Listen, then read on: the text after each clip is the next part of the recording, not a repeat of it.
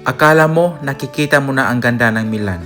Hindi pa, kasi ngayon dadalhin ko kayo sa itaas ng isa sa pinaka-iconic na simbahan sa buong mundo, ang Duomo de Milan Rooftop Terrace.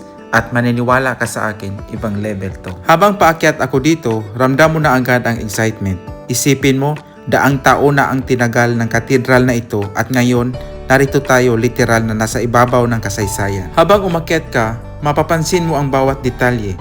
Ang mga estatwa ay disenyo na parang bawat bato ay may kwento na gustong ikwento. At ito na, wow! Ito na ang sa mga sandaling mapapasabi ka na lang na grabe, sulit ang pagod. Habang nandito ka sa taas, mapapaisip ka, ilang henerasyon na ang tumingin sa tanawing ito, ilang pangarap na ang nabuo dito.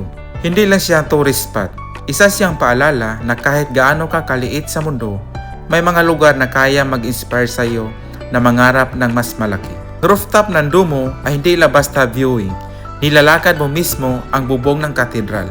Habang nakatayo ako dito sa taas ng Duomo, tahimik lang ako. Pinapakinggan ko ang hangin, tinitingnan ang lungsod, at parang bigla kong tinatamaan ng realization. Ang Milan, mula dito sa itaas, parang kalmado lang. Pero alam natin, sa baba, ang daming nangyayaring trabaho, problema, pangarap, at takot ang mga desisyon sa buhay. Dito mo maramdaman na minsan kailangan mo talagang umangat, hindi lang physically, kundi mentally at emotionally. Kailangan mo ng ganitong view para maalala kung bakit ka nagsimula. Hindi madali makarating dito, may pagod, may pila, may hagdan, pero ganun din naman sa buhay, di ba? Walang magandang tanawin na nakukuha ng walang pag-akyat. Habang tinitingnan ko ang mga spires ng Duomo, naisip ko, daan-daan taon ang inaabot bago ito natapos. Ibig sabihin, hindi minamadali ang mga bagay na may halaga.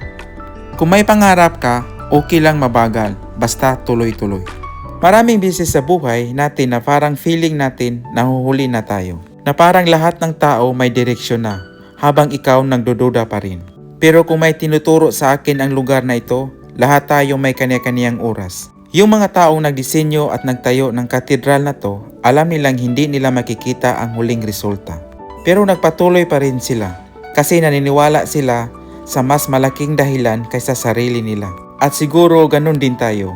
Minsan hindi natin agad makikita ang bunga ng ginagawa natin ngayon. Pero bawat hakbang, bawat sakripisyo, may binubuo siyang mas malaking kwento. Kung pagod ka na, kung pakiramdam mo nawawala ka, kung pakiramdam mo maliit ka sa mundo, tandaan mo kahit ang Milan mula sa taas nagmumukhang maliit din. Pero hindi ibig sabihin nun wala siyang halaga. Ibig sabihin lang malaki ang mundo at may lugar ka dito. Kaya habang nandito ako sa bubong ng Duomo, ipinapangako ko sa sarili ko na magpatuloy pa rin.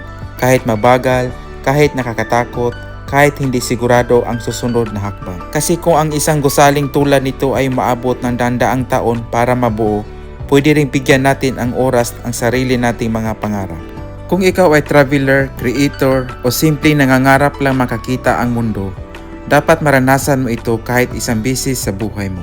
Kung umabot ka hanggang dito sa dulo ng video na to, maraming salamat sa pagsama mo sa akin dito sa Milan. Na-inspire ka kahit konti sa kwento at tanawin na ito, i-like mo ang video na to, mag-subscribe ka at i-share mo to sa mga taong gusto mong makasama sa ganitong biyahe. Mag-comment ka rin sa baba, anong bansa o lugar ang gusto mong mapuntahan natin next.